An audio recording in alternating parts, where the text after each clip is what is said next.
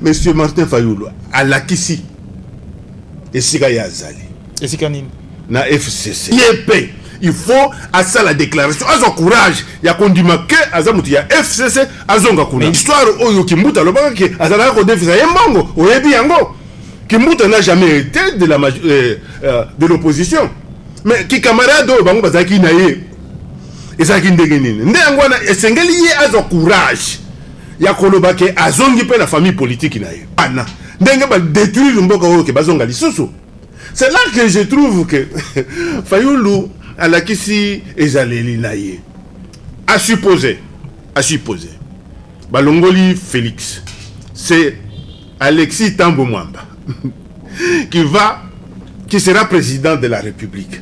Est-ce que Fayulu a kanisi réellement na bosolo que Alexis a organisé l'élection pour y gagner? Gens qui viennent vers Kabila avec un discours, mais Djouba qui n'a pas discours est raté. 4 points sali yo longwa. On s'est retiré peut-être dans Makambo et à Kabila. Isaki Nini, l'ancien président. 4 points. Je suis Raphaël Walukonka. Mesdames et messieurs, prière de vous abonner sur Info 243 afin de suivre le reste d'actualité en direct de la République démocratique du Congo. Pona koyeba basango ya Congo, pe koyeba makambo nyonso ekoleka na Congo, batata ba mama bo s'abonner na Info 243 na mwana na bino Raphaël Walukonka. Merci. Bonjour et bienvenue mesdames et messieurs, Bokolanda Bisso à travers le monde. Ma question d'actualité, c'est vrai que toutes les lignes est basculées récemment après sortie médiatique. Il y a président, il y a SID, membre, il y a la Mouka, Martin Fayulu. C'est vrai que aujourd'hui, il y a plusieurs réactions en République démocratique du Congo. Politiciens, Koloba, c'est vrai que la société congolaise également est dans la réalité d'Ango. Et aujourd'hui, Tokosolola, moi, Mboka, Roger Lumbala, Azalaki Bongo, député élu. Moi, Mboka, Roger Lumbala, Mbote. Mbote Ndeko. Aujourd'hui, est-ce que Nani Kobengayo, chef Yabato, Bazalaki, na moi, mbilinga pe na est na mboka na biso, est-ce qu'il dérange à Kayo, Koloba, moi, mon cœur rebelle peut aussi, est-ce qu'il dérange à Kayo, c'est que. Non, et donc, il déranger mon toté. Le Kolangai, na l'obela cabino que Nazalaka rebelle, Nazakande révolutionnaire. Ce que Bengingai révolutionnaire n'est Che Guevara. Net Fidel Castro, net Mouzé Laurent Désiré Kabila, net Antoine Gizenga. Nakondi manangai. Pour moi, nazali moto ya révolution permanente. À partir du moment où yo mboka nanu ebongité. À partir du moment où nakati ya mboka batu bazo yiba obele misolo. À partir nakati ya mboka batu baza ko détourner. Il faut révolution et ça les mappa batowana bazongela lisusu.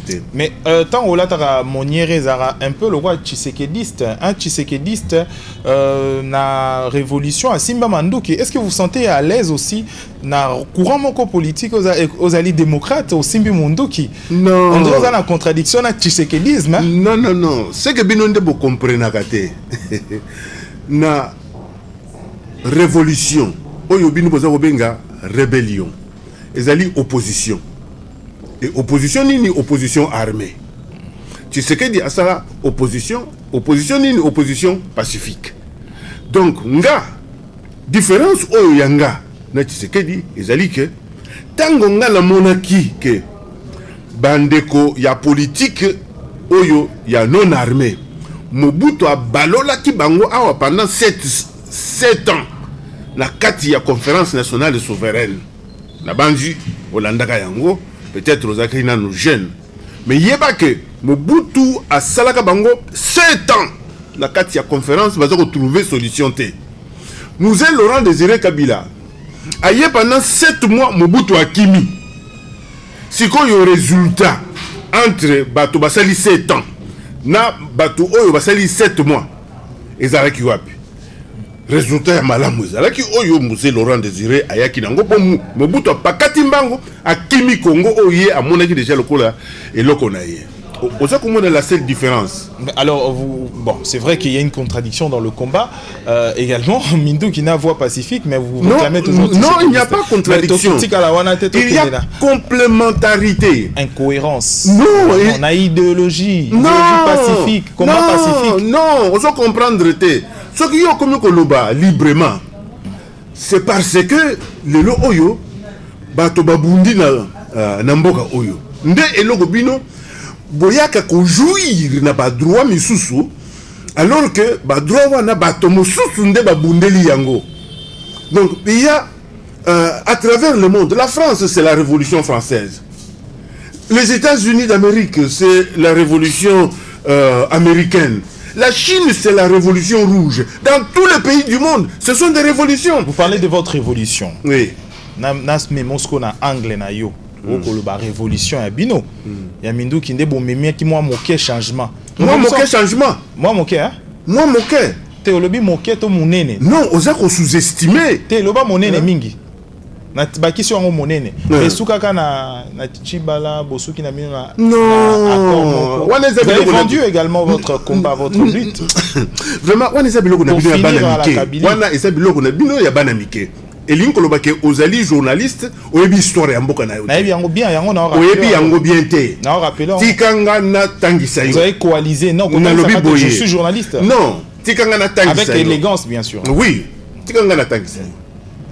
Pour aujourd'hui la confusion. Au long de la révolution, au côté de la Chibala. Non, c'est ça. Vous étiez non, pas du tout. Il faut qu'on ait étape par étape pour bateau à Zakolanda Bisso. Bayoka Bisso. Révolution. Révolution, et ça dit que nous est Laurent Désiré Kabila ayaki na révolution. Mobutu a timié. Ok. Yazuki Mokonzi. Alingi ko imposer sous dictature. Nde yangwano umonaki bato ya RCDN bato ya RCD biso. Toke osa la révolution. Et tindiki que tokenena dialogue ya San City. Oyo bino ozolobake ezo pesa résultat te wana. Toke na dialogue ya San City. Dialogue ya San City et raffermir le pouvoir ya Joseph Kabila Kabange. Tokomi na élection ya 2011. Joseph Kabila Kabange a joui qui Mokonzi ya Tshisekedi à Botoli. Ça c'est l'histoire. Non, mais que si pour Batoba comprendre, c'est de l'histoire que vous ignorez peut-être. Il faut balobele bino yango avant to comme na makambo oyo ya Chibala oyo otangi. Nde sikoyo na tango sikoyo ye abotola ki Mokonzi ya Tshisekedi nde oyo wana sikoyo esera yo lingi kokoma ya révolution. D'autant plus que Nabato oyo biso tozaki na bango. Oyo kaki Roger Lumbala kendeki na M23. Non, na zalaka na M23 te. Na zalaka invité na dialogue. Ndenge par exemple, Malumalu azalaka na gouvernement ya Kinshasa. Azalaka invité ya gouvernement ya Kinshasa. Nde yango wana na tango tusilisi po na Kimaka, balinga kokanga ngai. Na Kimaka, na tango na zongi na 2017. Je suis Raphaël Walukonka. Mesdames et messieurs, prière de vous abonner sur Info 243 afin de suivre le reste d'actualité en direct de la République démocratique du Congo. Pona koyeba basango ya Congo, pe koyeba makambo nyonso ekoleka na Congo, batata ba mama bo s'abonner na Info 243 na mwana na bino Raphaël Walukonka. Merci. Mutamutu pe Tshisekedi akufi. Tango akufi, tozu ba difficulté na ndeko na ngai Félix Antoine Tshilombo Tshisekedi nde tokabwani na cadre ya rassemblement. Tozaka kana opposition. Tozaka kana opposition. Mais tokabwani na cadre ya rassemblement. Mais sika oyo na tango tokomi pembeni ya ba élection. Ne premier ministre Bruno Tshibala azui apeko ezali lingomba oyo biso to salaki naye akeko komisa yango wapi na FCC. Roger Lumbala a signé na FCCT. Okoki jamais vous avez défendu image. Kabila et pardon? À un moment donné. Vous avez défendu Kabila à un moment donné. Naza koloba boye. Naza koloba boye. À partir du moment bah tu vas comprendre tous ces réflexes. Hein. Non, naza koloba boye. Prenez le temps. Bato bako kiko comprendre. Mais naza koloba boye. Ngana boye c'est pourquoi la sengi bolingi ici. Ah ouais. Vous comprenez? Voilà. L'histoire, aujourd'hui, c'est vrai que votre position déjà, c'est un peu connu, mais cette déclaration, aujourd'hui, l'actuel président Félix-Antoine Tshisekedi, c'est de l'actualité, bien sûr. Martin Fayulu, Moko Yabali, qui n'a pas en opposition pendant longtemps. Aujourd'hui, il pense que le président de la République a trahi. Selon lui, il est fermement na assurance mingi a koloba le président de la République à trahir et ko kende na moi moké netimo de destituer président de la République. Votre réaction déjà à ce sujet ou à ces points les alignés a kolongate ba ko destituer président té au président a trahir té tika n'a pas ça aspect juridique. Le président de la République s'est appuyé sur l'article article 150 il y a Constitution alinéa 4. Article Elobine. Elobi, le magistrat du siège est inamovible. Point. Il ne peut être déplacé que par une nouvelle nomination, à sa propre demande et par une rotation motivée par le Conseil supérieur de la magistrature. C'est ça l'article 150 sur lequel le président de la République s'est appuyé. Et l'ingi ko le bande ko batanga ki article wana te. Pour ceux qui batanga ki yango mbele balobi makamo balobi wana te. Parce que yo moko tala sikoyo. Président de la République, anomaka ba au magistrat ceux qui Conseil supérieur de la magistrature et PCIT. Anomaka bangote. Bangonde ba pesa kaye. Donc le Conseil supérieur... Est-ce que procédure ou un Conseil supérieur à la magistrature est respecté? Mais bien sûr. Non, là tu confonds. Tout le monde a expliqué. Il y a 3 possibilités de déplacer Bango. Par une nouvelle nomination où le président a salé. À sa propre demande, juge, à sa propre demande, ou par la rotation motivée par le Conseil supérieur de la magistrature. Ne oyo zoloba wana oyo ya rotation wana. Mais banomaka bango ndengeni au niveau ya Conseil supérieur non, au niveau ya cour ya cour constitutionnelle. La cour constitutionnelle, nous avons 3 catégories ya ba juge. Nous avons 3 juges au Bazali désignés par le président de la République. Je ne parle pas de la nomination. Je parle de la désignation. 3 juges Bazali nommés par le Congrès. Et 3 juges Bazali nommés par le Conseil supérieur de la magistrature. C'est pourquoi Bazalaka 9. Si Manango, président de la République, a nommé Bango na ordonnance na ye. Rotation oyo bato bazakoloba. Ezali quand et ça le met tous les 3 ans. C'est le Conseil supérieur de la magistrature. Tous les 3 ans, Bazali obligé, il y a la rotation Kolongola, Nani Moko, juge Moko, na catégorie Nyoso, Misato. Donc, juge Misato, Bakobima. Mais pour ce qui concerne le président de la République, non, c'est lui qui nomme, on dit il a nommé, on peut déplacer par une nouvelle nomination. Ça, c'est le président de la République. Ou à la propre demande de l'intéressé lui-même. C'est pourquoi, moi j'ai dit tout simplement, ceci n'a pas posé de problème au moment où Luzolo Bambe était dans cette cour constitutionnelle et que le président Kabila l'avait déplacé. Ça n'a pas posé problème. Ça n'a pas posé problème au moment où le professeur Vundwao était dans la même cour constitutionnelle et on l'a déplacé avant que Asalanini Nevankuna.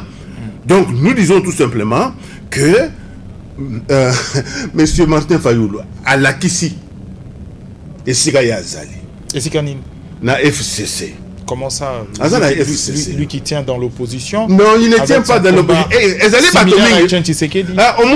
On m'a dit lelo. Nga esika na kendeki na moni yango bien te. Na zongi na famille politique o yanga d'origine. Yepe oyebi baloba awake yende mutu a favorisaka élection ya nini ya André Kimbuta. Oyebi yango. Joyebi histoire wana. oyebi histoire oyo Kimbuta alobaka ke azalaka kodefisa ye mbongo oyebi yango. Kimbuta n'a jamais été de l'opposition. Mais qui camarade oyo bango bazalaki na ye ezalaki ndenge nini nde yango wana esengeli ye azwa courage ya koloba ke azongi mpe na famille politique na ye.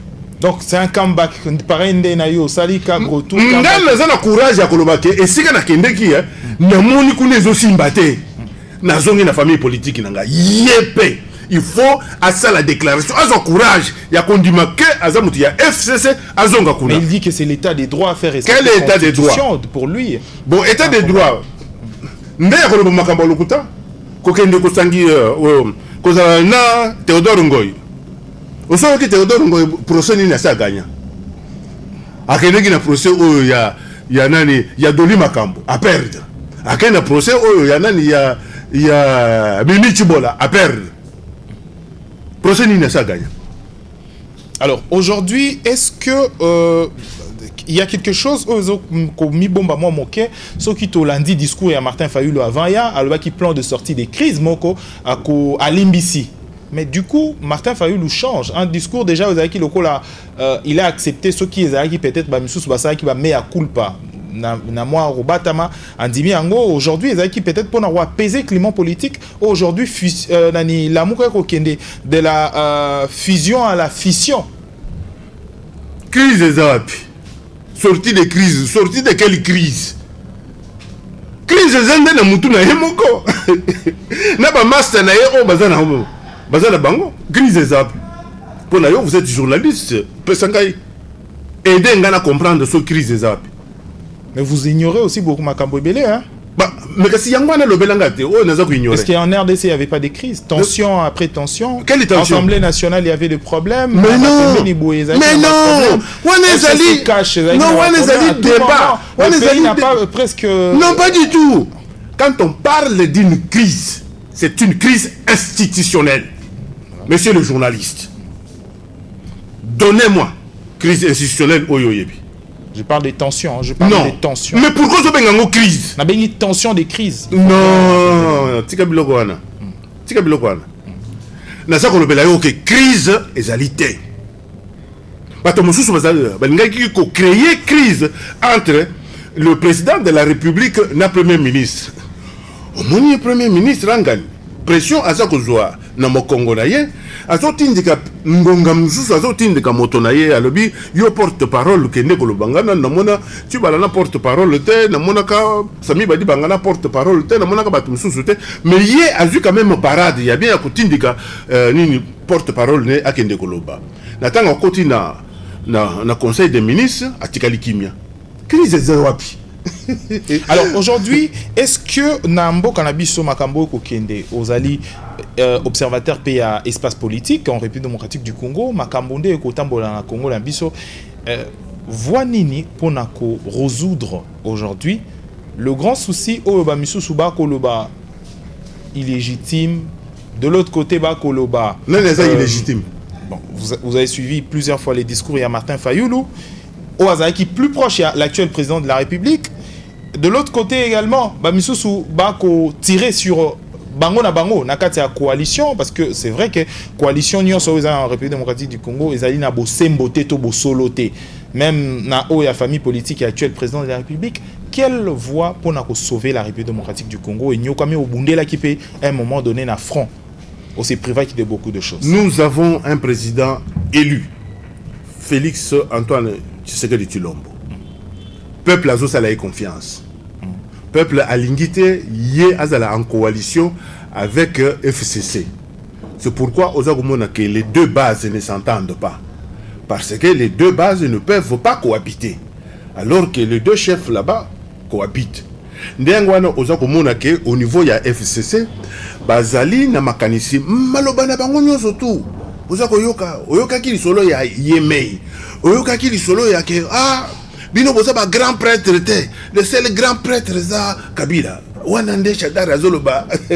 Mabunda za grand prêtre te. Yo za grand prêtre te. Grand prêtre ezali nani? Makambo ya Sony. Et puis baza koloba à qui veut l'entendre que bango ba linko récupérer pouvoir. Dans le gouvernement, premier ministre Yabango. 70% il y a banani, il y a ministre FCC. Donc il y a le pouvoir, il y a le gouvernement. Gouverneur, il y a banque centrale, il y a Bango. Toutes les provinces, ils ont dirigé, sauf province, il y a Kasaï oriental, et pas il y a Bango. Tous les administrateurs du territoire, il y a Bango. Au niveau de l'Assemblée nationale, 70%. Au niveau du Sénat, 80%. Baza na pouvoir partout. Mais tant que baza koloba ke bango balingi ko récupérer pouvoir, te balingi ko récupérer des sièges. Oyo, il y a Félix Antoine Tshilombo Tshisekedi. Un Congolais normal ne peut pas permettre à ce que bandeko owana ndenge ba détruire mboka oyo ke bazonga lisusu. C'est là que je trouve que Fayulu alakisi ezaleli naye. À supposer. Balongoli Félix, c'est Alexis Tambo Mwamba qui sera président de la République. Est-ce que Fayulu a kanisi réellement na bosolo que Alexis a organisé l'élection pour y gagner? Hein? Ou bien Alexis Tambo Mwamba a organisé l'élection pour Joseph Kabila Kabange a gagné? Nde yango wana tuza koloba siko ke alakisi et pas yé azali. Azala na courage ya koloba que azamuti ya FCC ou bien azali allié ya FCC. C'est pourquoi tuza ko senga batunet ba Jean-Pierre Bemba Gombo va prendre position. Tuza ko senga na batunet ba Moïse Katumbi Chapwe va prendre position parce que Olanda qui déjà Francis Kalombo leki na biso alobaki ke makambo oyo Fayulu alobi wana matali obeleye matali bisote na kati ya lamuka. Donc a komi ko bimasikoyo na kati ya lamuka pour na kosala ba déclaration na ye pour monique kuna baza ko ndima ye lisusu te. Alors aujourd'hui au PCK plan a sorti il y a Chris Tesselon yo en tant que politicien. Non, na lobi ke crise ezate. Il faut que tika ba institution et ça la mosala nango ndenge elongo bani. Aujourd'hui au PC au lancé plateforme ya Sika base République to ko kena base pour la République. Lelo personnellement ceux qui bato baroki koyeba, c'est vrai que les gens qui viennent vers Kabila avec un discours mais jour ba kena ba discours est raté. 4 points sali yo longwa. On s'est retiré peut-être dans Makambo et à Kabila. Isaac Nini, l'ancien président. 4 points. Oh Lélo. Sans opportunisme idéologique. Isaac Nini, 4 points. Yambo. Bandeko oyo bazakuna ba respecta ka batute. Elo kwa liboso. Yami bale ba respecta ka parole donnée te. Yami sato bato ya lokuta. Yamini kune monani kaka ke mutazo ko kende pona kende ko yiba ou bien pona ba intérêt personnel. Pendant tout ce temps il va garantir. Non, il faut aller dedans pour aller découvrir. Ils ont une opposition, ils ont attaqué Bango. Oui, mais pendant tout ce... Bon. Non. Ok, aveuglément. Hein? Non, Ndeko. Parce que dans l'opposition, on attaque, on a entendu le discours Nayo. Oui, mais Ndeko, tout ça, on le baboye. Tant qu'on a attaqué Moninga, on a attaqué sur le principe. Mais pendant qu'on découvrir ce qu'il est, il faut vivre avec lui. Nous avons le que, au sommet de l'État, pas de respect de la parole donnée. Au sommet de l'État. Au sommet de l'État, pas le respect de l'air. Nous n'avons pas ça qui est au rendez-vous. Je pose un net bango. On commence à 12h30. On est à 13h30. Mais quand par considération, par bon moto, nous n'avons pas de nous n'avons pas de parce que nous avons un rendez-vous. Na kimaka pona zala na 30 minutes ya avance na rendez-vous wana. C'est de la considération on a zala ngona moto wana. Wana iza. Non, na zako lobela yo. Manque ya parole donnée. Manque ya respect ya kopesa la batu. Manque ya respect ya air.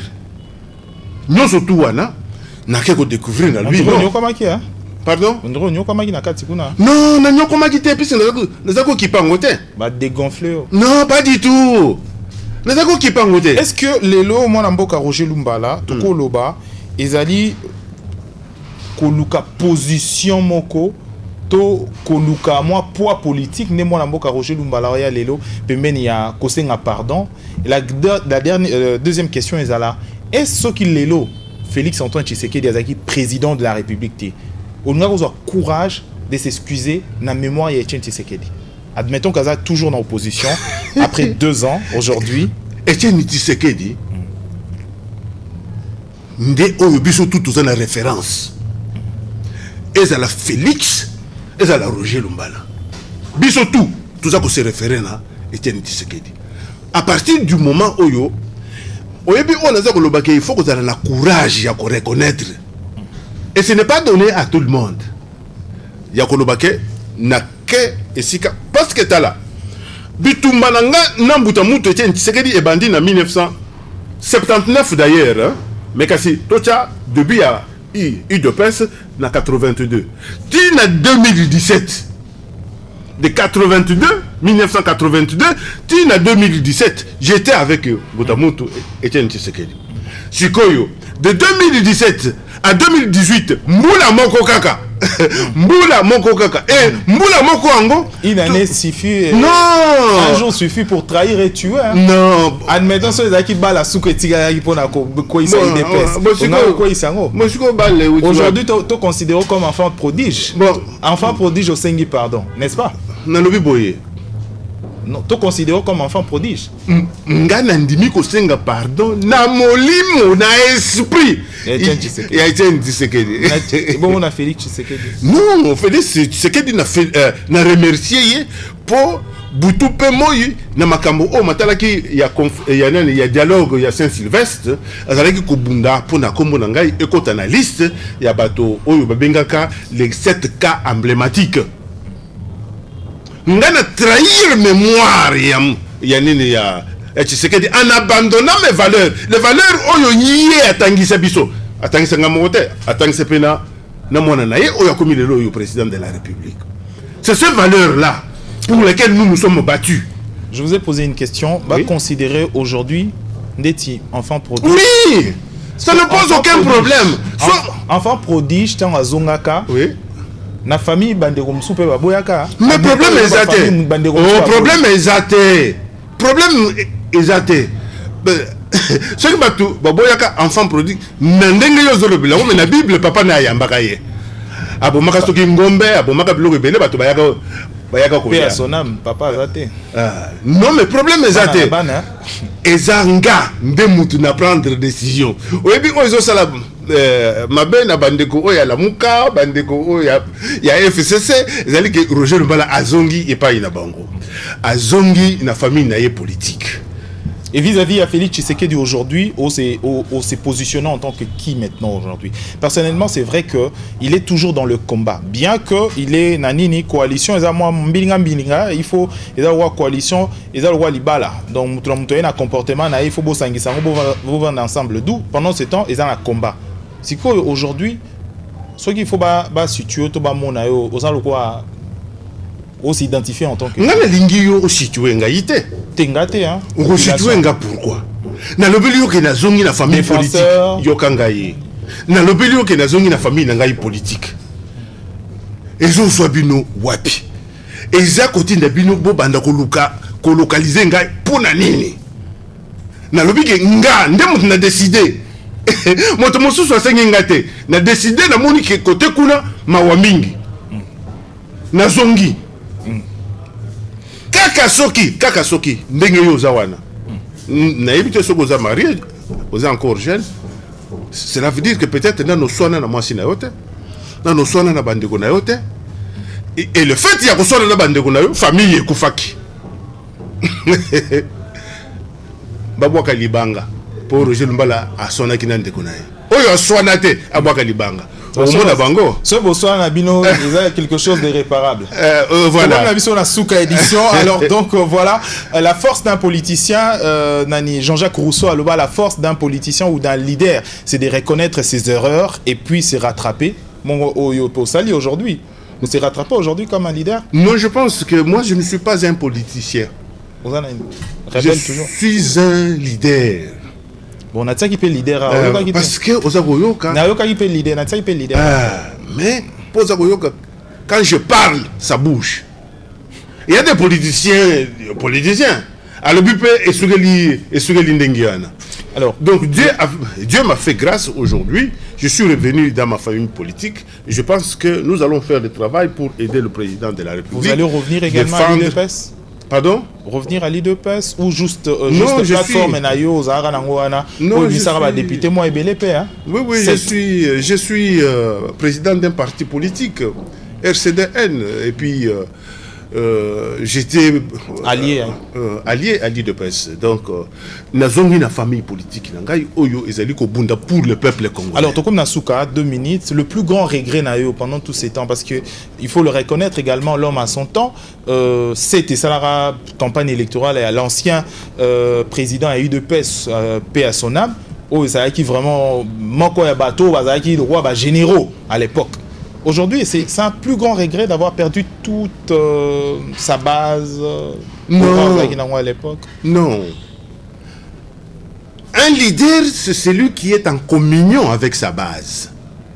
Et lorsque vous sentez que la base ne répond plus, parce que vous avez posé un acte donné, il faut revenir à la base. C'est ça que j'ai fait ici. Alors, Tokom Nasuka édition, moi, Mboka. Roger Lumbala, je rappelle que Azalaki député national, Azalaki parti président d'un parti politique, RCDN. Hein, voilà. Question à Souka Motuna, une seconde. Aujourd'hui, Bambala au Kenarozwa. Et comme na niveau nin, et Boti déjà combien? Ça revient à combien aujourd'hui dans Mboka au Congo? Maomingi. Parce que Bambala a réussi. Et comme Akawate. Bambala a réussi et Souka na Europe. Oyunga na Zwaki et Souka na Europe. Mais bino boza kolingala que nous bino bambala non awa na koyi kokende na Goma, c'est là-bas oyo bambala mingezali oyo koyi kokoma awa po bolia. Ça n'est fini pour cette édition. Merci à moi Mboka Roger Lumbala, merci à toutes les personnes au Bolandi Bisso sur Congo Web Télévision également sur Info 243. Abonnez-vous massivement mesdames et messieurs, merci na fidélité Nabino, merci à NK na équipe, il y a RL TV aux équipes bon la réalisation, il y a édition na Bisso et Alelo. Merci Tokom Nasuka édition na Bisso, merci na disponibilité na yo. Merci. Au revoir.